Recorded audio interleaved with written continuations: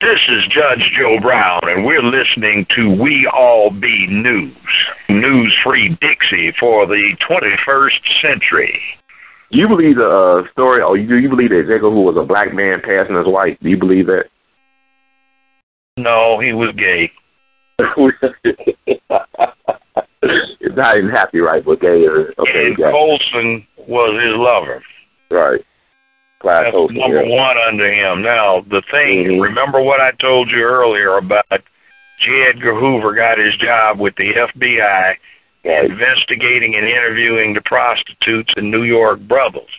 And that was under the Mann Act, and the Mann Act's purpose was to get Jack Johnson, the black heavyweight fighter, for taking young white girls across state lines. I say that, I'm an old man.